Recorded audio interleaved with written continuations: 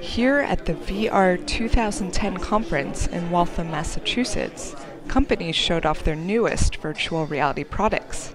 While VR has not showed up in consumer products yet, the technology is used in car and plane engineering, medical applications, architectural design, and animation. Motion Analysis, a California-based company, uses body tracking technology to create avatars for engineers. Their tracking was used as proof of concept for the 3D movie Avatar.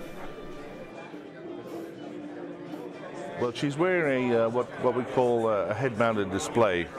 It's basically to immerse her in a virtual environment where we can basically load up virtual worlds and have her interacting. Now we're looking at a split screen here because she has a stereoscopic view. So the top screen is her left eye and the bottom screen is what she's seeing with her right eye. When they come together in the HMD, it gives her a stereoscopic effect, so she has some depth of field recognition. What we're looking at here is some industrial applications. We're looking at a virtual reality lab at Lockheed Martin in Fort Worth, Texas. This is for the F-35 Joint Strike Fighter, where they're looking at maintainability functions to ensure that the aircraft can be used on existing assets, particularly aircraft carriers. If the aircraft doesn't fit and cannot be maintained, it's a $100 million doorstop. Down here we're looking at where the technology is used in car companies, such as Ford Motor Company, and we're looking at ingress, egress, how the person fits in the vehicle cockpit, and how the cockpit's laid out for the most optimum interaction. Another company, Sense Graphics, demos a stroke rehabilitation tool that combines virtual reality and haptics. This device is currently used in medical centers in Sweden. This application I'm going to show now is developed by a company in Sweden, another company called Curictus, which is working with stroke rehabilitation. If you get a stroke, if you're a stroke victim, it is very important that you train on a daily basis and involve as many senses in the rehabilitation process. So we are using force feedback, so the stroke victim get a response to their actions. So this setup is used as an activity station, so the stroke victim can play fun games. So the goal here is to push the green dot.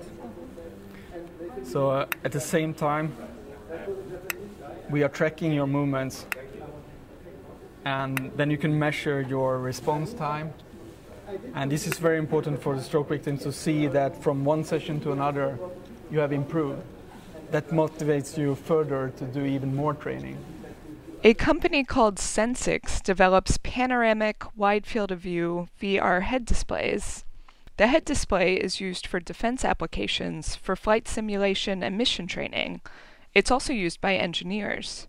We're doing a lot of industrial design, so you have the car companies that are using it to take their 3D CAD models and look at them in a virtual reality viewpoint so that they can feel what it's like, say, to be inside of a car before actually having to build one. And this enhances and speeds up the design process significantly. This is an example of our core product, which is called the X-Sight. It provides a 120-degree fully immersive field of view, and it has 6 screens per eye.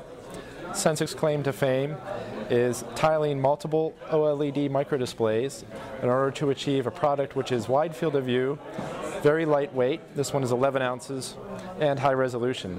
CyberGlove Systems developed a glove that lets users interact with virtual environments. This allows industrial engineers to experiment with and modify virtual objects, like the inside of a car, without needing to build real life-size models. The glove is currently used by Boeing and several car companies. This is the 22 sensor glove. You've got 4 additional sensors across each of the digits. And what really sets our glove products apart is abduction, which you'll see here. You have abduction sensors in between each of the fingers. And for data gloves, being able to capture a simple movement such as an OK sign, or being able to touch thumb to each of the fingers, is what really sets our glove apart. If products like these become cheaper, maybe one day we'll see them in consumer applications, like video games.